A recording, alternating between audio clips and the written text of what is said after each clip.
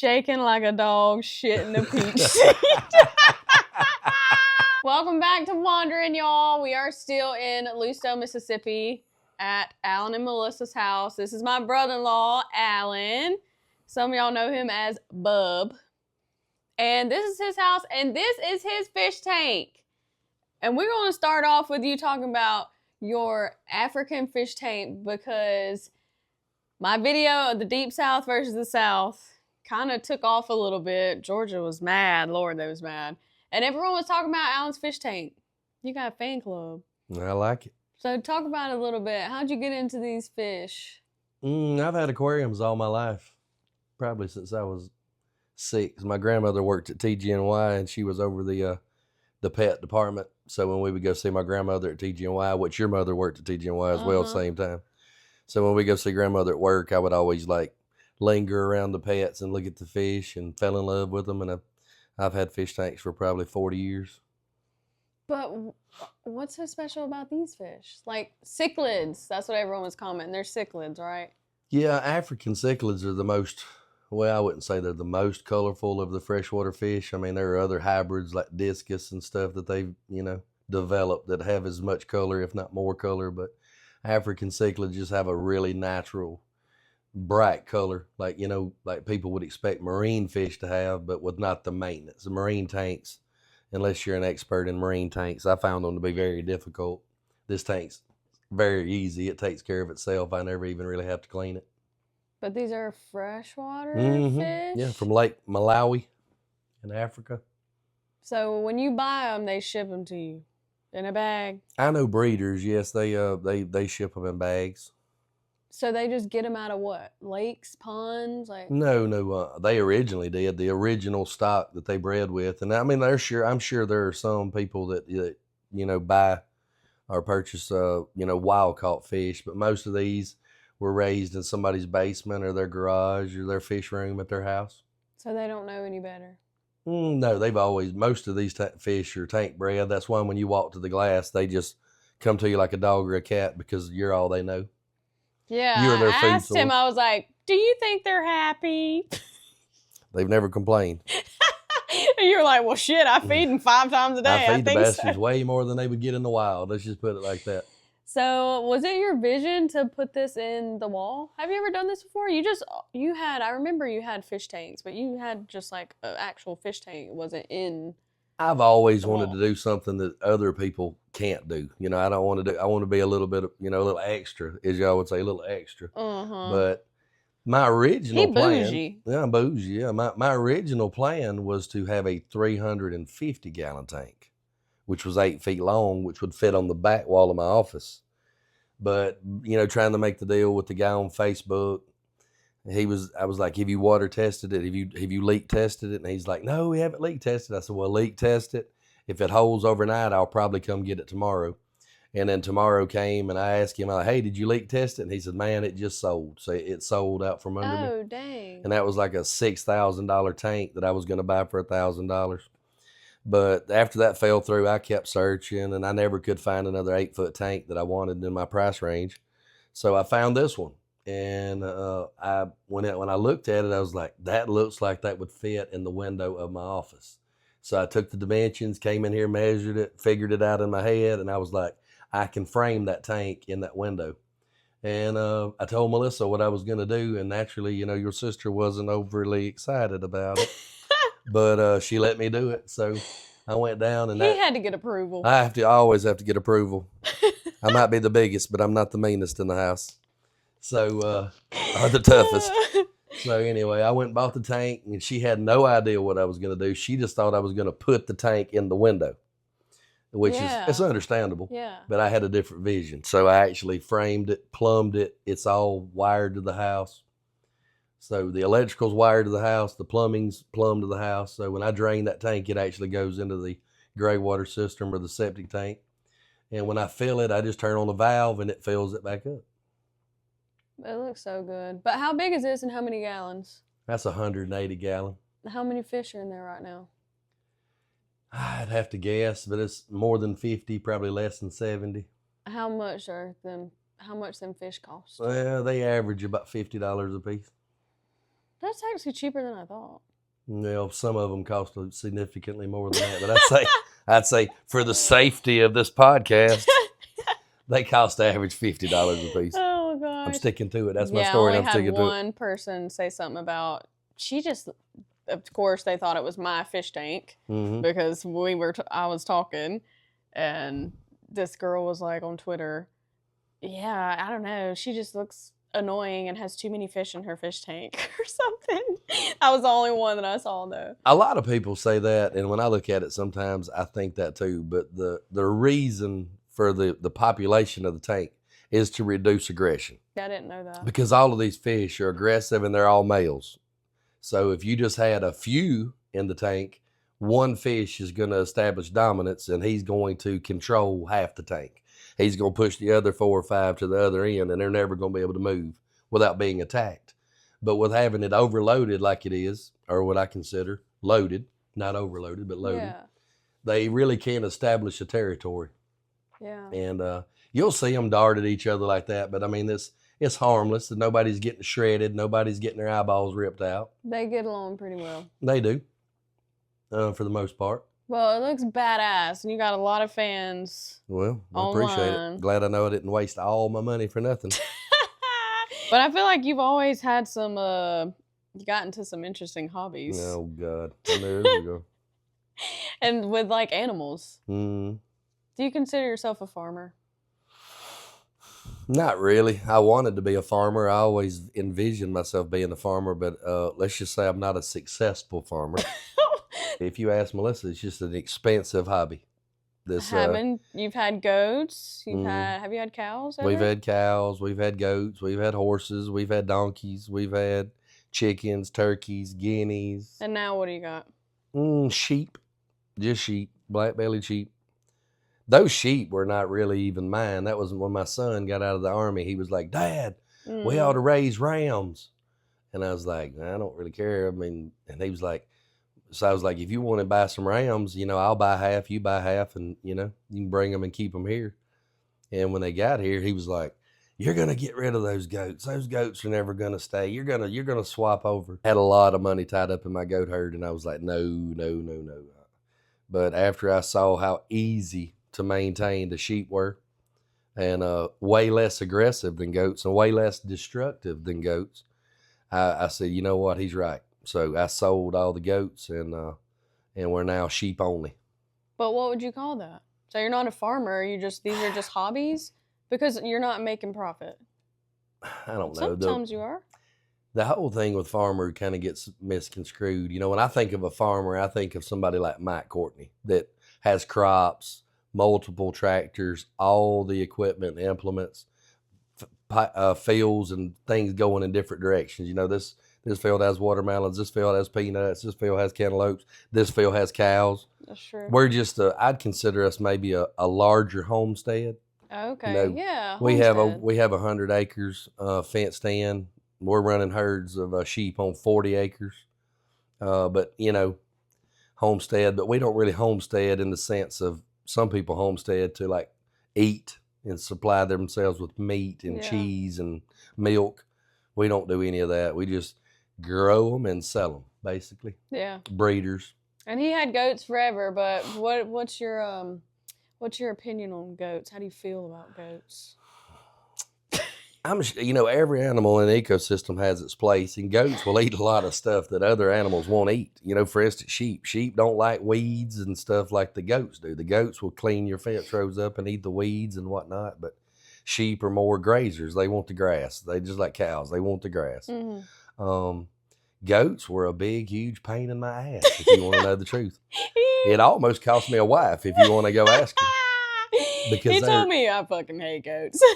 And then you look out and he had like a ton of goats. Yeah, my wife's like, I don't have any idea why you have goats you absolutely hate. How many years would you say you had goats? Most of my life. Oh, wow, yeah. Yes, I got my first goat when I was, I think I had a driver's license. So 15, 16, I bought my first 2 goats. But didn't know anything about goats. We had one field at that time that would hold a goat, and we threw 2 goats out there. I had no idea what I was doing. I paid $28 for Tennille and $20 for Timothy. You know, with a 15-year-old budget, $48 for 2 goats, that's a deal. We had them for a couple of years, and we just realized that we never were getting any babies off of them, you know, any kids. And we called in a neighbor who had goats, and we're like, man, you need to come over here and figure out what's going on, because we're not getting any babies off of our boy and our girl. And he came over here and he reached, I mean, he had his testicles. You could see them. They were huge. And he reached up there and he like played with his scrotum a little bit. And he's like, this joker's been pinched. And I'm like, pinched? He's like, yeah, they actually clamp the vas deferens and separate them. Oh, shit. So he still had his nuts, his testicles, but he was shooting blanks. It's an alternative to castration. Oh. Yeah. You can either band them, castrate them with a knife, or you can pinch them. And Damn. I don't know anybody to this day who still does pinching, but he still looks intact. Yeah. But his vas deferens have been severed. But another neighbor brought a Billy up, and within 6 months, Tennille delivered her first kids. And but that was the start of your goat journey. That's how it started. But all that time we had a you were like, what the fuck's happening? Yeah. We had a girl and a half boy. But I wanted to ask you the 4 things that I defined on my episode with Carol when I talked about, you know, hillbilly, redneck, country. Of course, you're not a Southern belle, you're Southern hill. What would you, if you had to put yourself in a box like everybody does and tries to give everyone a title about being a Southerner, how would you describe yourself? What was the other one beside country? Redneck and hillbilly. Definitely would be country. I don't see myself being a hillbilly. I really don't. Then why does Melissa always call you a redneck? Well, my son. Is it because you always have something in your mouth? My neck does stay red during the summer. I don't know. Maybe I could be considered a redneck. I don't know. I'm not offended by any of them. So. But I don't think you're loud and obnoxious. Right. When I think of a redneck, I think of somebody who, man, shit, when I get off, I'm going to get me a case of beer and pound it, go down to the river and shoot my gun and, you know, blow some tannerite up and go down to the bar and empty the bar out. This motherfucker's talking about blowing up shit. You did that for us for Thanksgiving. When? For Thanksgiving? Did you? When all my friends came down. All my international friends came home that's for entertainment. Thanksgiving. That wasn't for my entertainment. That was for their entertainment. And Alan, what did you blow up out in the field? What was it? Was that whenever I shot all the fireworks at Chad, my buddy? Hell no. You went out in the field and you had a gun and you shot something and it fucking exploded. And all my international friends were like, whoa, yeehaw. You don't remember that? Man, I had way too many sips of wine over the years to remember that. I have no idea what you're talking about. I have a video of it.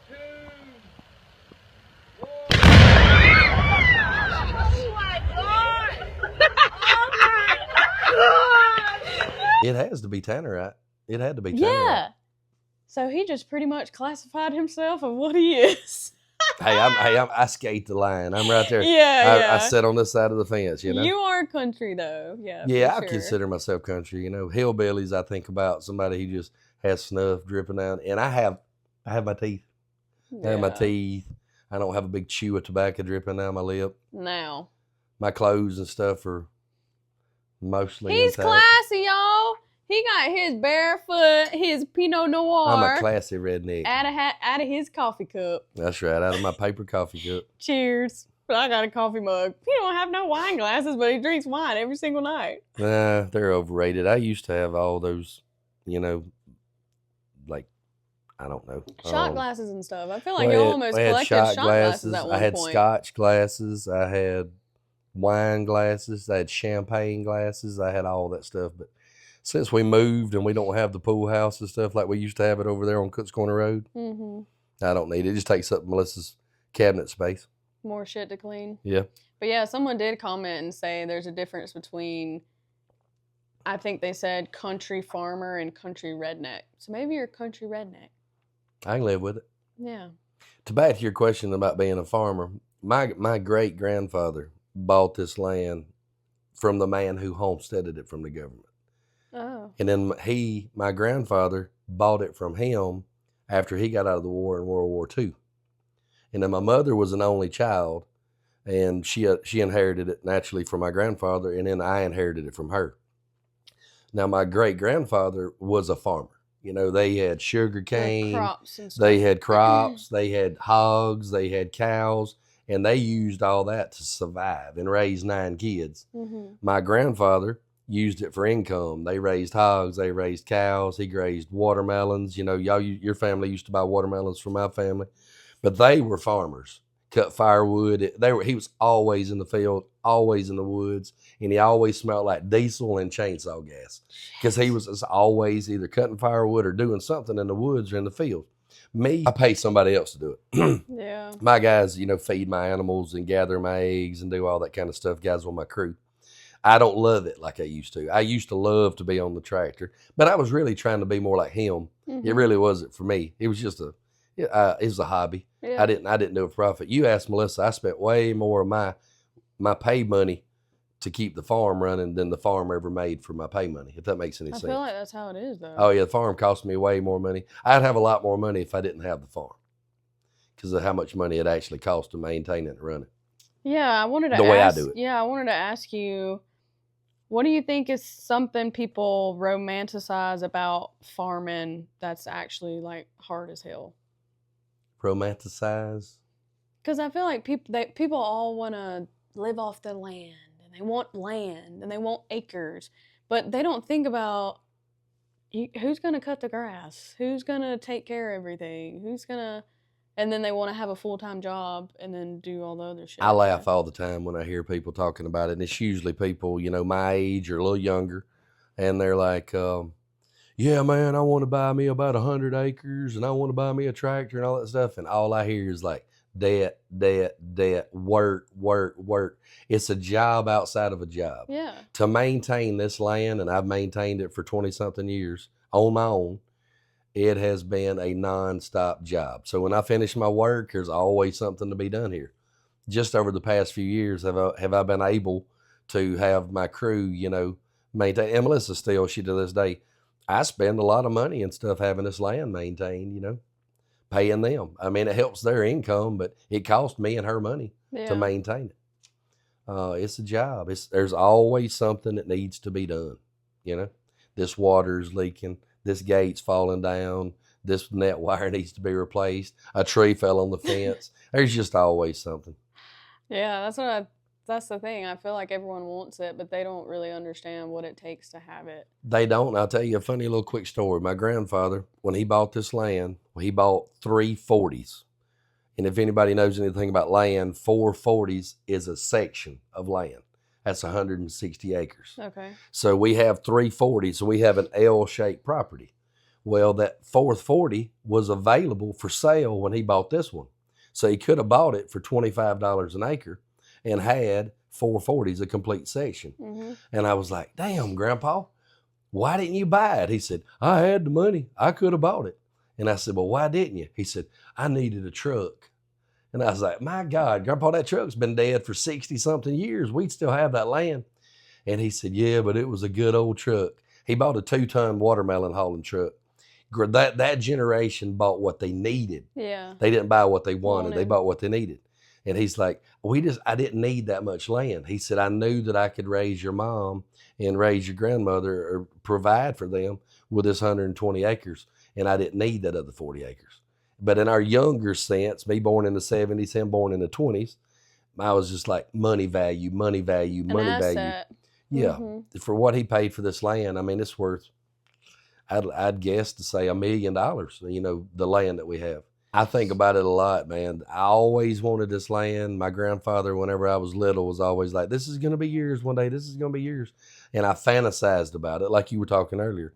But after I got it and I realized how much work and how much money I spent, like you could have a 6,000 square foot house in a subdivision, a high-end subdivision, and have 2 really nice vehicles in the driveway and all the toys I could imagine over this land, you know, for what I could get for this land. Mm-hmm. And have somebody else come by and cut my grass and blow the sidewalk off you, and probably be on the golf course somewhere. Do your landscape. Yeah, get up in the morning and play golf. But when you come home, you got to take care of. Yeah, when I come home, I got to feed everybody and make sure everybody's accounted for. I want to go ahead and do the segment of the week. Segment of the week, we're going to go ahead and do again, Down South Dictionary. You ready? You ready for this? Down South Dictionary, and we got the one and only Bub to define all of these Southern sayings. and he sent me like 3 full text messages of Southern sayings. So I'm going to read them out, and Bub's going to define and tell y'all what they mean in case you ever hear them. I'm going to down attempt here. to define them because some of these I may not even know. I just heard them in my life, you know. We're going to start kind of PG at the beginning, then we're going to go up. Let her okay? rip. Let her rip. Let's see. Grinning like mule eating briars. I have no idea, but I mean, I know that mules love briars, and I can just picture that old mule out there. You know, whenever mules eat, their lips go sideways. I kind of picture their teeth, grinning, eating them briars. Grinning like a mule eating briars. Yeah, I've heard that my whole life. That's back in my grandpa's day. But mule is like a donkey. Yeah. For people that don't know. Yeah. A mule is a cross between a donkey and a horse. It's a half-breed. Half-breed. Mm-hmm. Another one. If you didn't know, now you know. As confused as a mule staring at a new gate. Yeah. Please explain that one. Well, all livestock, they know their path. You know what I'm saying? Just like when you go to your house, you know the way to the bathroom, the bedroom, the kitchen, all that. Animals know the same thing. So when you close a gate, you just disrupt, just like somebody moving a sofa in your house. It's in their way, and they'll sit there and just stare at it. They don't have hands to move it. They just stare at it. So that's where that comes at. Oh, my God. Just like somebody's confused looking at something. That mule's looking at that gate confused.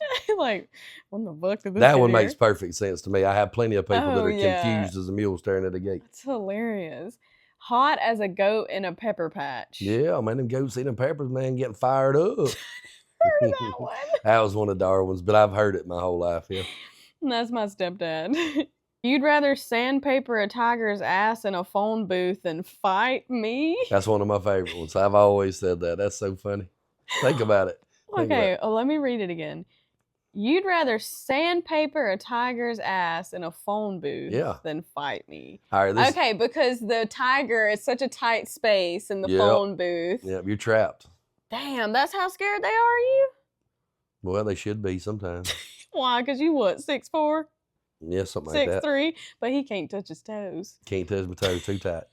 No, that was just a funny saying. I may have made that one up, and I may have heard it when I was in elementary school, but I have a visual mind. When I hear things, I can see it. I was a spirit class kid, so it's kind of one of them outside the box kind of thinkings. You know what I'm saying? Real outside so when the somebody box. says that, I can actually see somebody trapped in a phone booth with a tiger trying to sandpaper his ass. Let me tell you, that tiger's not going to stand still if you try to sandpaper his ass. He going to tear your ass up. So that's a good analogy to me of don't F with me if you don't want to get F'd up. I'm just like, who was the first person to ever say shit like God, that? I have no. I used to have buddies that do way more of these than I do. And use them on the regular. Yeah, these are classic. I'll slap the taste out your mouth. I love that one. Still say it to this day. I will slap the taste out your mouth. I'll slap you into next week. Yep, love that one. I've heard that one a time or two. That's right. Suck a golf ball through a water hose. Went straight on to the R-rated stuff. You know what I'm saying? I mean, we've said a bunch. It's time to get going. That's talking about that. You know. I sucking wiener? Yeah. She can suck a golf ball through a water hose. You never heard that before? Holy shit. Yeah. That's crazy. Yeah, we kind of went on to the X side. My bad. Kind of just skipped right on past R. I mean, they're just very sporadic here. Yep. She may have to edit that one out. Hell no. Hard as a woodpecker's pecker. Yeah. That was funny. Yep. Do you think these are all Southern, or do you think these are like sayings? I think it's just some crazy ass some effort. It just didn't have nothing else to do. Just dreaming up ways to articulate. Yeah. Packed in there like sardines, of course. Yep. I think everybody uses that. In there like a hair in a biscuit. That was something weird that one of my buddies used to say when we were growing up. In the high school era, I can actually, my buddy Jeremy Watler is actually the one that used to use that one all the time. And I was kind of like weird, kind of tripped out when he said it. And he's like, man, I was like, I ain't never had no hair in a biscuit, but I could see how tight it would be, you know? You in there. You definitely in there. This one, we're going to have a come to Jesus meeting. Oh, yeah. Oh, yeah. Oh, shit. I've heard that one more. Mama say that I've heard that way more from your side of the family and my wife than I ever did my family. Yeah, yeah. Come to Jesus meeting. That was definitely a Glenda Melissa thing there. Mama has said that a lot. And then I have a few classics on this one I want to say. What you got? Up shit creek without a paddle. Yep. Classic. Y'all Everybody knows know that what one. that means. Full as a tick. Mm-hmm. That one fucking grosses me That's out. nasty. Ugh. Is it Wampus cats? Mm-hmm. Wampus cats? Mm-hmm. But what is that again? I've always visualized a wampus cat as like a swamp cat, like a bobcat or a cat. lynx or something like But that. how would you use it in a sentence? I don't know. You'd have to ask Jerry Clower that. That was always his saying. Jerry Clower, a wampus cat. Shit or get off the pot. Yep, all my life. Yeah. That is a good one for people who just cannot make a damn decision. Like, damn it, make your mind up. I do that sometimes. Close your eyes and point your finger. That's what you eating tonight. Madder than a wet hen. Yeah, that's one of mine. This one, I'm saving this one for last because this one did me fucking in when you told me. Oh, this one's pretty bad too. Oh, Lord. This one's Mr. Darwin's. That's staring at a mule. You better wait till between sips whenever you say these because they make me laugh too. Some of them are just... Colder than a witch's tit. Yep. Classic. Did you ever used to say that dog will hunt? I've never really heard that one that much. I never said it that much, but everyone I know says that that's a very Southern saying. That's one of Darwin's. I mean, maybe it's just that generation. You know, I feel Darwin like it's the older generation. Born in the 50s, 60s versus the 70s, 80s. Because Mama never said that. No, we didn't. But we didn't hunt either. You said this one. Crazier than a sprayed roach. Oh, yeah. I love that one. You think about it. You spray a roach, that joker just goes around and around in circles on the floor, you know, before he dies. Is crazier than a sprayed roach. Just what I visualize. Everybody's done it. They flip and spin. Drunk as Cooter Brown. Yeah, I've heard that my whole life. Who is Cooter Brown? I don't know. We need to find out who old Cooter Brown is. Yeah, I want to know. That joker's drunk. I bet he was a lot of fun. I bet he was. Should have did a podcast with him. As All Get Out. That one's just kind of a classic. Which one? As All Get Out. Mm-hmm. You're like, oh yeah, As All Get Out. Something. Crazy as All Get Out. Yeah. No Hornier than a billy goat. I already said that one. Yep. Oh. I can vouch for that. Okay, here's the last two. Y'all ready for this? Okay. If you're not ready for this R-rated, I think I kind of have you can exit now. I kind of think I know where this is going. Tighter than a Dick's hat, baby. Yeah. That was also a buddy of mine. That is insane. The first time I heard that, I almost bit my daggum tongue off. For y'all that don't know, do I need to define it or do you want to define it? I think we'll just let y'all sit on it. Yeah, just let them sit on it. Yeah. This one, I think, is my favorite one. Oh, God. You know what it is. I know what it is. Shaking like a dog, shit in the peach seed. Oh my God. When he said that to me, because we were outside and I was like, y'all, what's some Southern sayings? Because I couldn't really think of a lot. When you want to remember them, you can't, but it's just in the moment. Yeah.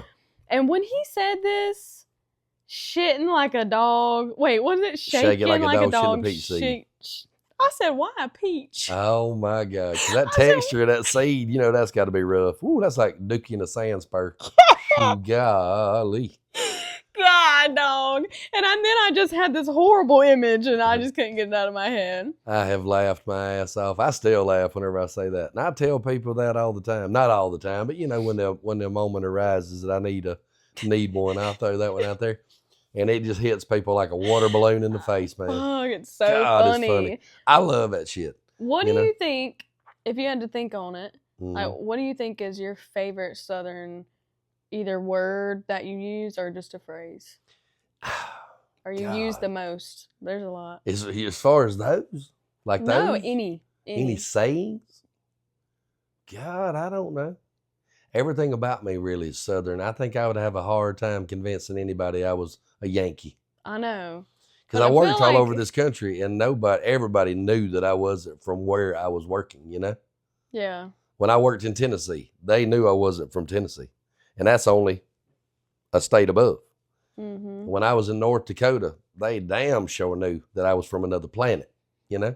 California, New York, all of them. They knew that I wasn't from there. They always thought I was from Texas.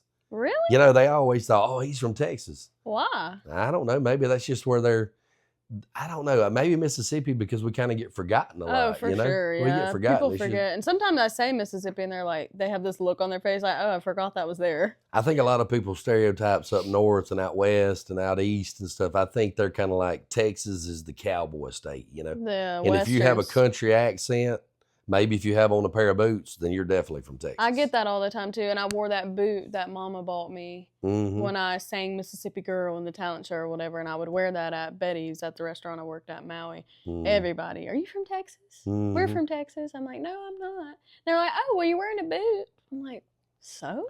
We could be from Texas. I mean, you know, I've been to Texas a lot of times, worked out there a lot.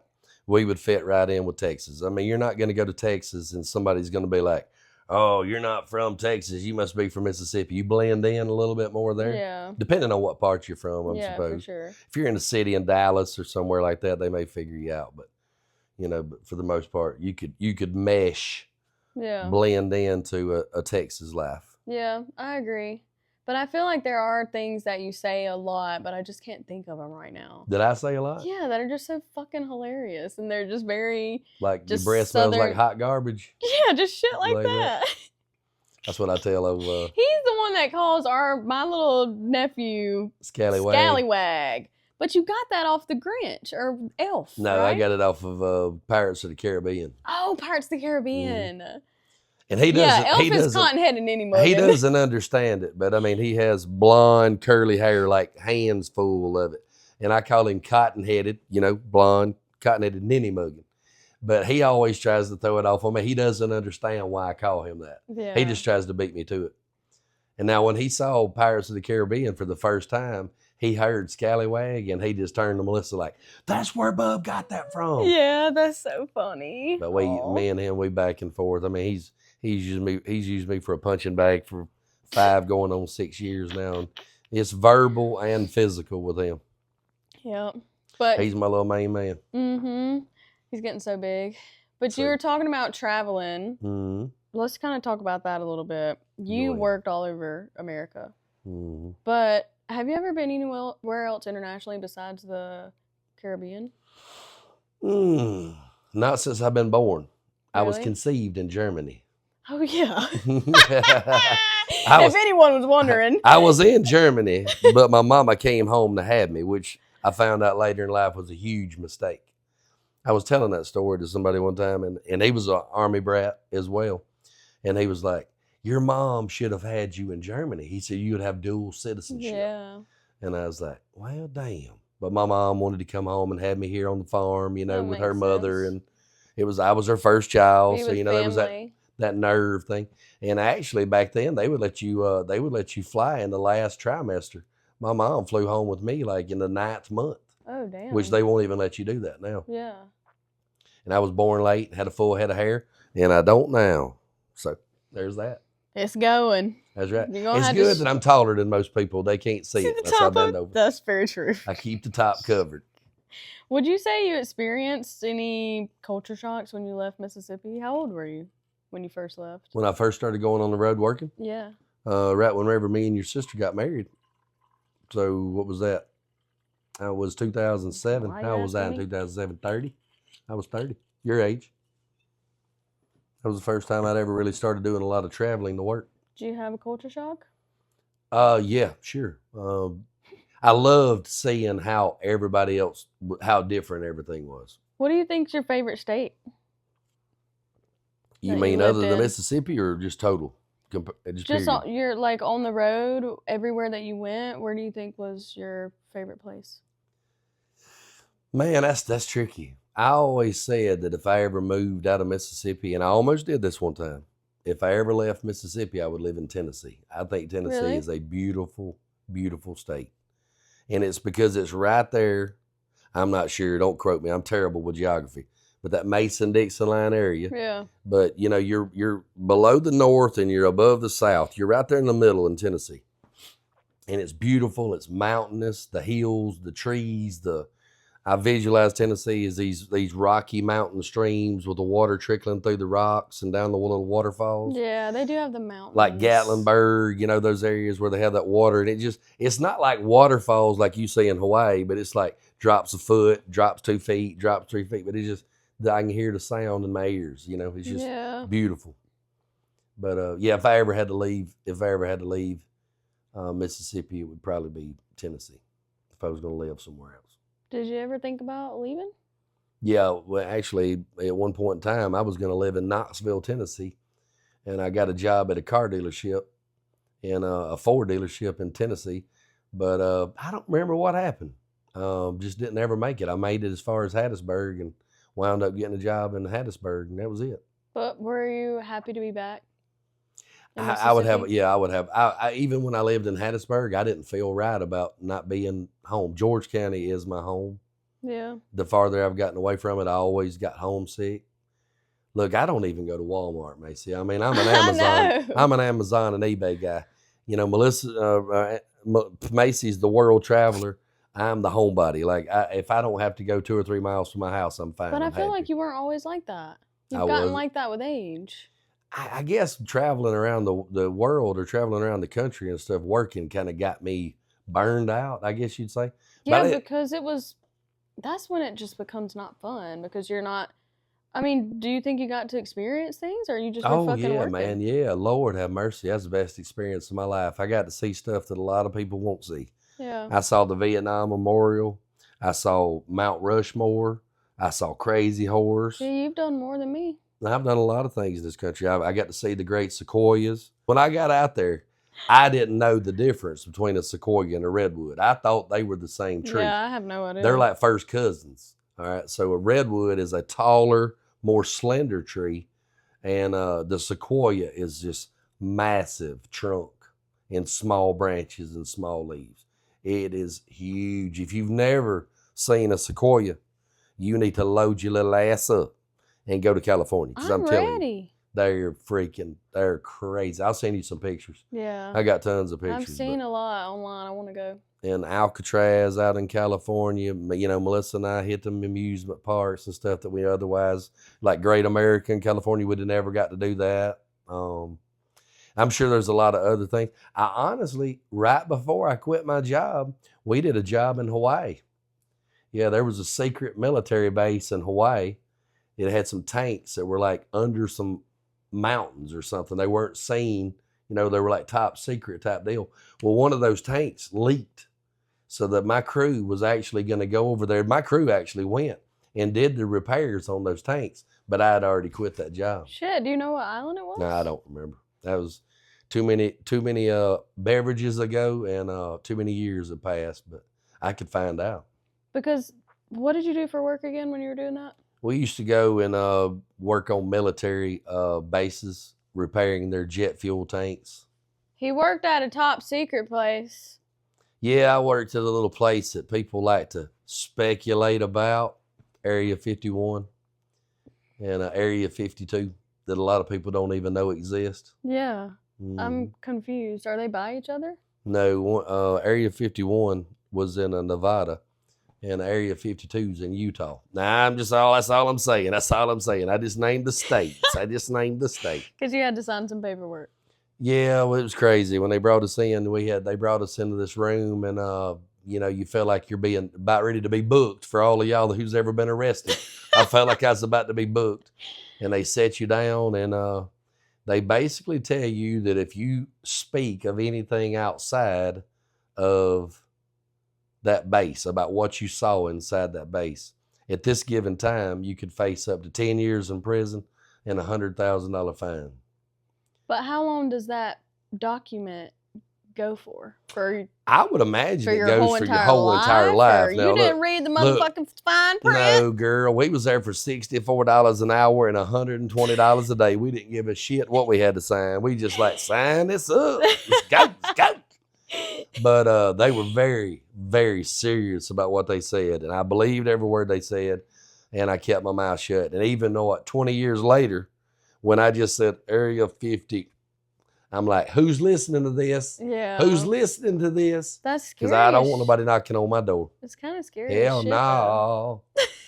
When we were out there, I will tell y'all a little bit because everybody wants to know. I didn't see shit. Okay, I didn't see shit. Okay, nothing.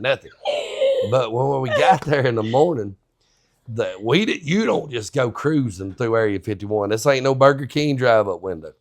When you get to that gate, you have an assigned guard who meets you there at that time. Okay. So if you tell him we start work at 6 o'clock, his ass is there at 5:45 a.m. I'm telling you. And he's waiting on you. Y'all each had one. No, our crew. Your crew. Mm-hmm. And he'll open the gate. And your little truck will come on through there and it'll go through an inspection where they look under there for bombs, search you for drugs. You better not even have a shell casing anywhere in your truck. They search your company vehicle. And then you follow him for miles. I don't even know how far this damn tank farm was from the gate. A long way. So we followed him to that tank farm, and he opens up these big old chain link gates with a concertina wire at the top. And that's your work area. And you go in, and you got those jet fuel tanks that you're there to work on. He closes that gate, and he'll ask you, what time do y'all get off? What time y'all leaving? And all right, we're going to leave here at 5 o'clock. And he will be back at 4:45 p.m. to let you out of that tank farm. You don't roam about. You don't go on a nature walk. Did they lock y'all back in? We're locked to the tank farm until you get off. Yes, sir. Holy shit. Your cell phones don't work. Your laptop don't work.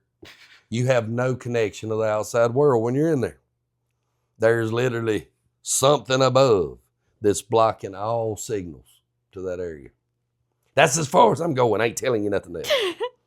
I will tell you this too. I got to tell you this. Oh, hell. This is how now I knew. you're making me nervous. Well, this is how I knew they were serious about what they said. In Area 51, if you're caught outside your work area, they have the right to shoot you. They can shoot your ass. And they will do it. And they'll probably make it look like you died on the job. They ain't going to make it look like shit. They told you you didn't do it. No, you got your I ass just meant when... I just meant to the public, maybe. They would make it be like, they got hurt on the job or something. Sure. But I'll tell you something. When you see some guys that look like G.I. Joes riding around on a dune buggy with a 50 cal machine gun mounted on top of it, you don't say shit. You got a driver driving and you got a guy on top with a machine gun riding around the gate. No, hell no. You don't try to figure out if he's playing or not. I believe you. I'm staying right here. But when y'all were in the truck going in, you could see outside the truck.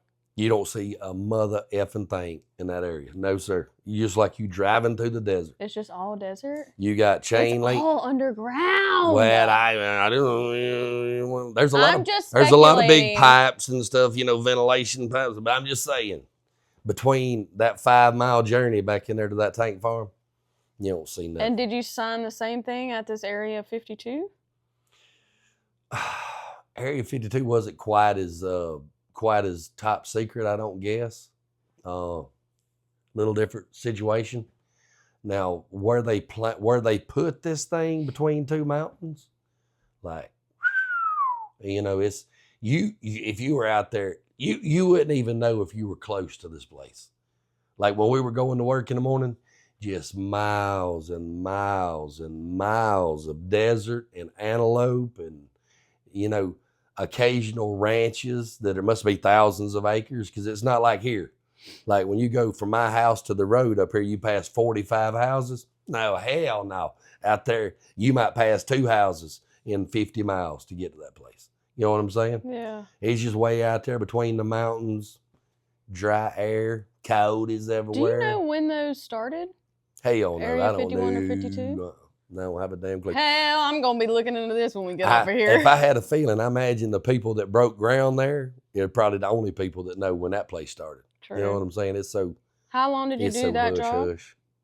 Oh, a few years. Enough to go through just about every state in this country. I meant the Area 51 job. Oh, 8 weeks. 8 weeks. 8 weeks. 2 months. And then y'all fixed whatever you had to fix and you went about your life? Yep. That's what we did, man. We went in and, the government allocates so much money for maintenance on these tanks and, and we go out there and stay till they basically are satisfied, And y'all would be sick if you knew how much money the damn government throws away. I will say that. What you mean? I mean, like we went in and repaired tanks before and went in and put like 100 patches on the bottom of a tank to keep it from leaking, thin spots on the floor. It's steel. We're working with steel here. So we'd go in and put like 100 steel patches, which was our scope of work. We're all making like $4,000 or $5,000 a week a piece, and there's 10 of us. So you do the math. Yeah. So we go in there and work for a couple of weeks doing all these patches. And then some brigadier general or whatever comes in that's over that tank farm and that project and looks around, nods his head and walks out. And then my boss comes in and like, hey, they've decided now they want to replace this bottom. So all that work that we did patching that bottom, They just took it off. well, they did what they should have done to begin with. Yeah. They should have just tore it all out and replaced it to begin with.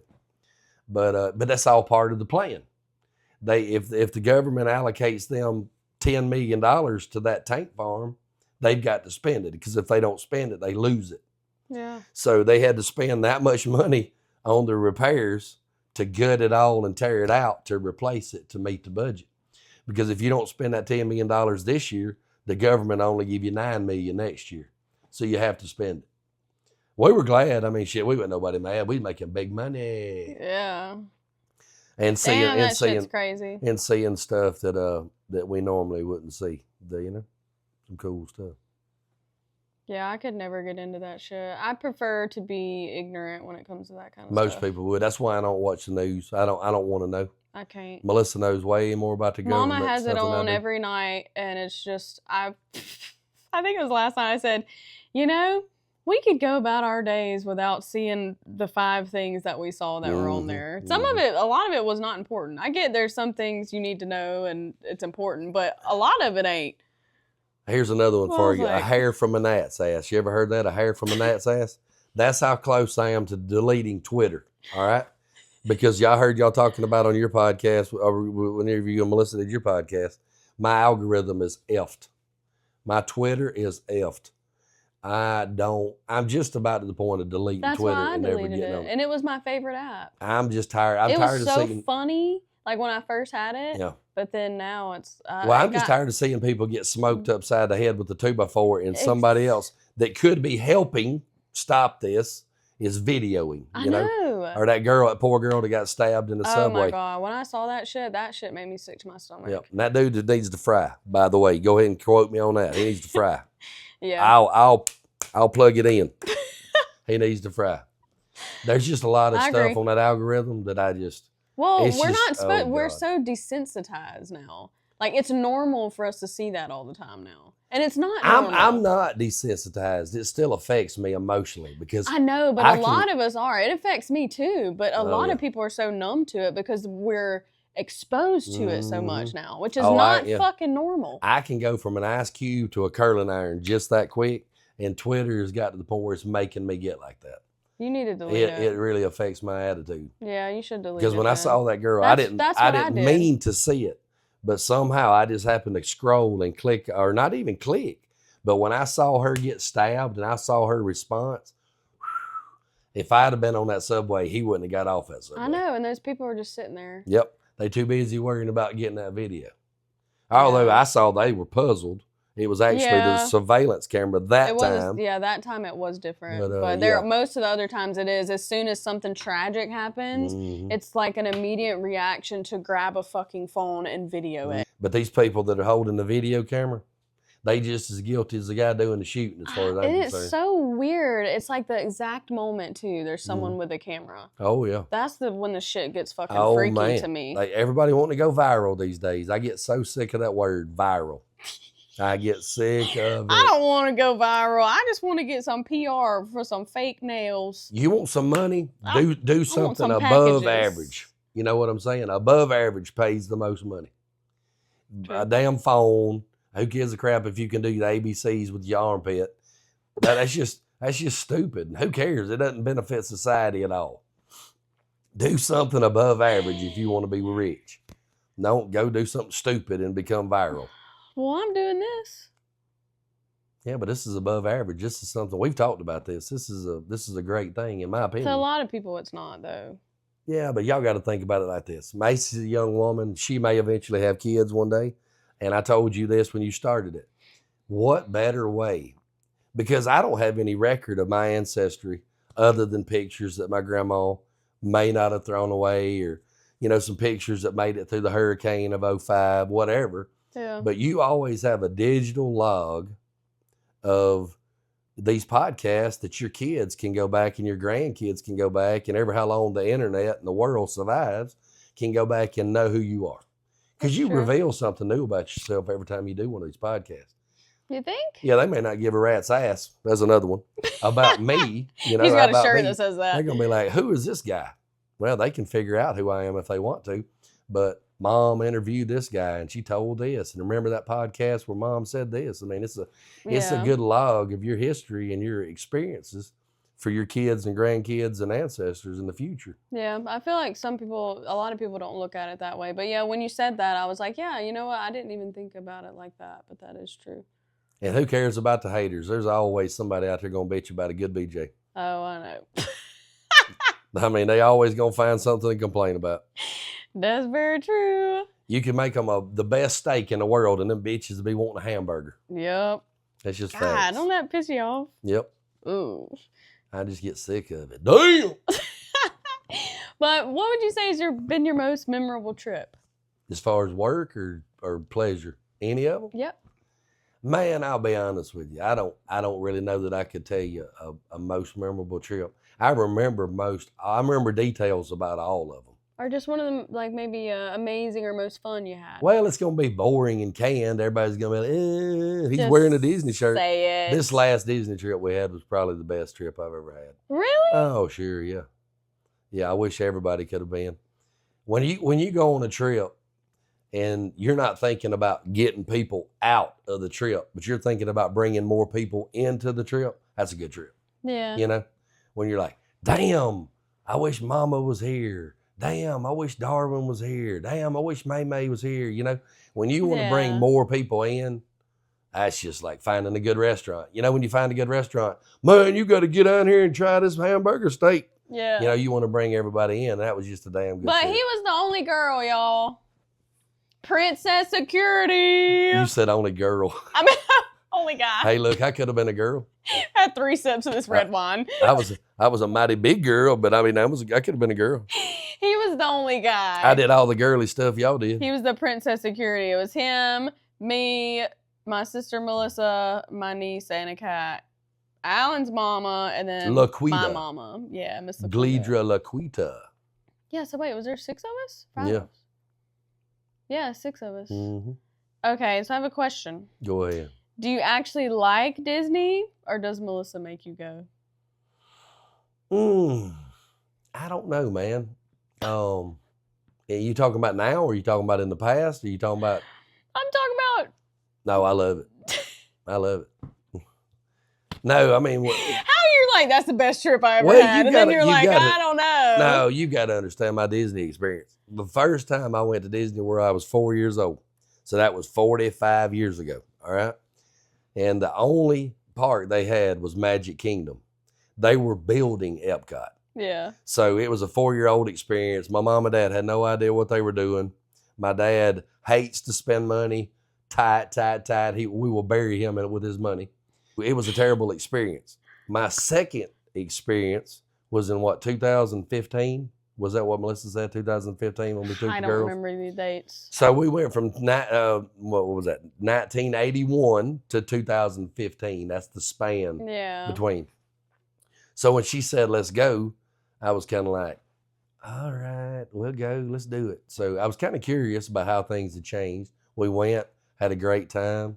She's she like you said, she should be a travel agent because she knows how to organize and book this stuff, man. It just and that's what I need. Flowed well. As a business owner, when I'm on vacation, I don't want to do or plan shit. Yeah. You tell me what time I need to be up.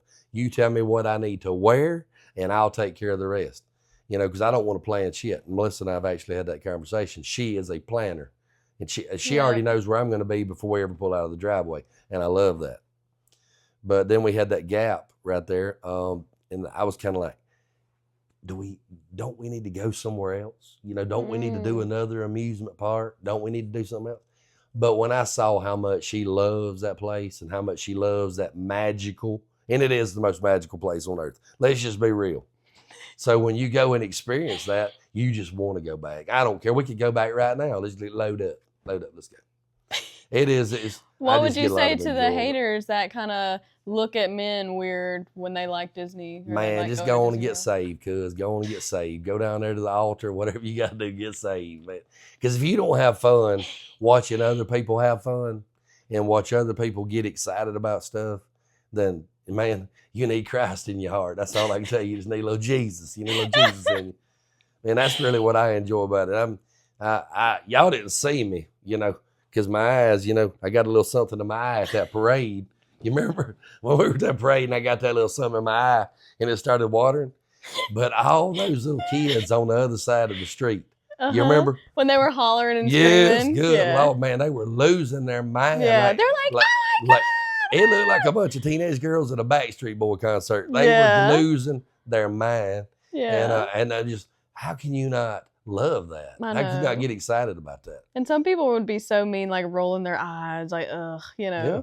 But I feel like those people just really have hate in their heart. And they don't like themselves. They don't enjoy things themselves. So when other people enjoy things, they're like, ugh. Well, Jesus is love, and if you don't have Jesus, you don't have no love. You might have some fave, some fake love, but you ain't got no love. As he drinks his red wine. But Jesus made it. He turned the water to wine. I'm just sipping. Yeah, it was a really good trip. I had a really good time. Man, it was so much fun. And you get out there and you come out with your ears on. Caught me off guard. I wasn't expecting that. The Lilo and Stitch, the shirts. I'm like you. I bought these shirts before we went on the trip. That was my 4th trip to Disney World. That's the first time I've ever, been as close as I am to in character. But when I got home, I actually have more Disney shirts in my cart on Amazon that I'm going to buy for the next trip. Really? Yeah, sure. Why not? But do you consider yourself a Disney adult? You'd have to run me through the rules of that again. But, I don't identify as no character. So I guess that knocks me out. No, y'all definitely not. You don't own anything. Melissa, you bought Melissa the lounge fly bag. Mm-hmm. We don't go to everything Disney. We've done Disney on Ice. We've done Disney World several times. We're not, I feel like if you're going to be the Disney adult, like you would have to go to Disneyland just to say you've been there. Mm-hmm. We'll never go to Disneyland. Unless I had something happen and a tornado dropped me at Disneyland, I don't see me ever going to Disneyland because no offense, you guys, but I'm just not a fan of California at all. Yeah. They charge you to breathe the air there. And I'm not down with that. And you spend a lot of time there. Yeah. Well, I didn't spend a lot of time. I spent a couple of months there, but it was enough. Hey, man, I saw the best y'all had to offer. Love it. I'll always tell everybody I love it, but y'all can keep your roads. Y'all can keep your businesses. You can keep your high prices. And your food ain't that great. And you'll be down here in George County. You got that right. You need me, I'm over here.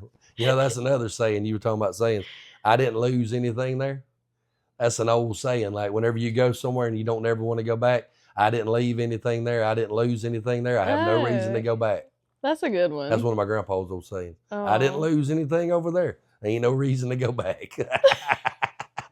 That's the way I feel. I could say that about a couple places too, for sure. I would go with you. Now, if you wanted to go see Alcatraz and the Sequoias and the Redwoods, we'll load up. And I'm going to take you straight over here, straight over there, straight over here. And then leave. Boogity, boogity, boogity, I-20 all the way back, baby. Let's roll. Let's bounce. Back. That's right. Oh, my gosh. I-20. Melissa's going to be, that's I-10, you idiot. But anyway, we're going to be hitting the interstate, headed back. Either way, we're exiting. Either way, we going east. Well, Bub, you got any advice for any guys trying to build their own businesses and provide for family and try to balance everything? It don't come easy. And you get out of anything what you put into it. So you decide who you want to be. I learned this years ago when I used to try to sculpt people to be what I wanted them to be. Yeah. You have to surround yourself with good people, first and foremost. Good people cost money. And you have to treat them right. You have to treat them well. I'm not going to tell you that I always treat my people well. But when I realize that I'm not doing things the right way, I try to correct it as soon as possible because I rely on them for a living, Yeah. But work hard and you get out of it what you put into it. You want to get a lot, you got to put in a lot. You want to get a little, put in a little. You know, find your comfort zone, find your lane, and roll with it. Hell yeah. Hell yeah. He just calls him a dumbass every now and then. That's all right. Well, I do that on a daily basis, but you got to laugh after you say it. That way they think you're playing. He loves you, Henry. Oh, Henry's one of the best, man. I'm excited to ask this question. I'm very curious what your answer is going to be. I think Melissa's very curious as well. You know, the last question I always ask on the podcast, because we've talking about wandering, but you've wandered throughout your whole life, but then you ventured back home. So what do you think, what song reminds you of home? Man, I've thought about that so many times since you've been doing this podcast. And, you know, it's there's just a lot of different songs. I can't think of a pinpoint a certain song. Yeah. Like for instance, like John Denver. What's that road? Country Road, Take Me Home. John Denver. You really like that? No, I love that kind of stuff. But the reason I love it is not really because it's about Mississippi or anything like that. But my dad was a John Denver guy. He had John Denver albums, listen to all that stuff. And my mom was Frankie Valli in the Four Seasons. So Frankie Valli in the Four Seasons could remind me at home. Because back when I had a high-pitched voice, I could sing Frankie Valli. And I used to sing it for Mom all the time. So that kind of reminds me of being at home. Nitty Gritty Dirt Band, Fishing in the Dark. Fishing in the Dark? Yeah. You and me go fishing in the dark. Why that one? It's just country, man. It's just country. My home, you asked me earlier about being a farmer. Everything about me really is country. You know, we always tried to skate outside the lines growing up, you know, listening to Snoop Dogg, listening to alternative 90 music. Vanilla Ice. Vanilla Ice, baby. I ain't nothing like Vanilla Ice. But I wanted to be Vanilla Ice. But he'll rap it. Oh, I know every word to it, baby. Let's do it. Hey, a funny thing. Another song is Alabama, Dixieland Delight. And that's not just because of Alabama. Roll Tide. But I told Melissa the other day, I know probably 80% of all lyrics that I hear on the radio. And the 20% I don't know is because I get the lyrics wrong and I make up something else. We all do that. I thought that all my life, I thought Dixieland Delight, probably 5 years prior to now, was Dixie Dandelion. The Dixie Dandelion, the weed. I actually shared that with Melissa. I said, you know, it's funny, that's Dixieland Delight. Since Santa Catherine went to college there. And I said, I thought it was Dixie Dandelion. If you'd have got for the longest time. Oh God, if you'd have got right close to me at a ball game, you'd have thought that I was singing Dixie Dandelion. When did you realize it was Dixieland Delight? Whenever I was quiet one time and heard somebody else sing it, I suppose. I don't know, but I was like, dude. Or maybe when it came across you were always the one too. You always made up your own lyrics. Man. Now my lyrics always rhymed, but they just weren't always correct. So many artists sound so much alike to me. You know, now that wasn't always the case. I mean, Pearl Jam, nobody sounds like Pearl Jam. You know what I'm saying? Yeah. Red Hot Chili Peppers. That's true. Limp Bizkit. You know, a lot of the bands that were hot back whenever I was in high school and fresh out of high school, Snoop Dogg, nobody sounded like Snoop Dogg. Nobody sounded like Dr. Dre. Those artists that had their own unique sound, everybody knows who they are. Even guys that work for me now that are 30 years younger than me know those artists. But now that the whole music industry's turned into this copycat business, like for instance, if you want to listen to country music today, every single new country artist sounds the same. Country Road, Take Me Home is definitely not a pick me up kind of song. I just love John Denver. I always have. He's another artist with a unique sound. Mm-hmm. If you hear John Denver, Eddie Rabbit, any of those guys, they have a real unique sound that you're never going to forget. There's plenty of other artists with unique sound. But that would not be my top. It'd probably be Dixieland Delight or Fishing in the Dark. Really? Yeah. That's the song that I'll never get tired of. You want to play that? Fire it up. Let's go. I mean, shit. When those two songs come on, I feel like the whole South erupts.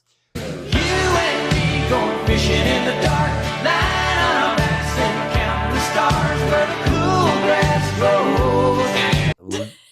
I'm telling you. I I'm mean, telling you. especially when I got to go to the Bama game Oh yeah. for the first time. You want to hear 80-something thousand people get buck wild? Play some of that Dixieland Delight.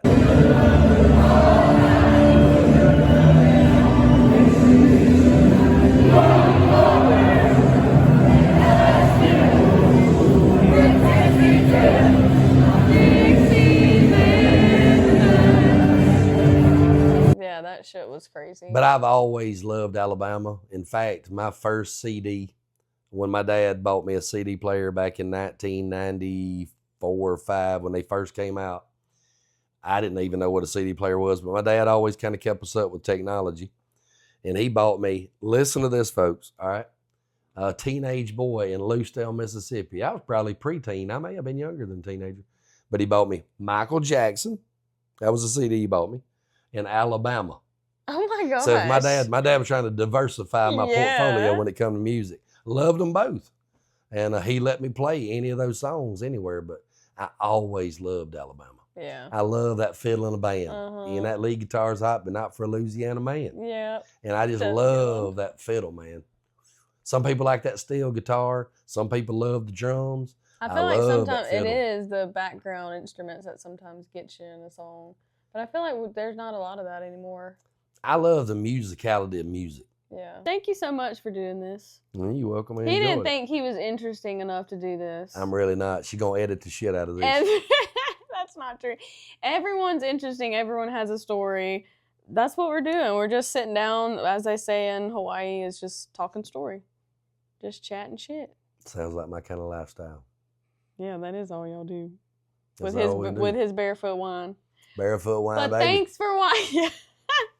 Thanks for watching, y'all. Don't forget to like, comment, and subscribe. I will see y'all next Tuesday. Hopefully. I'll be back in Maui. I'm leaving Mississippi the 29th. It's been a good time home.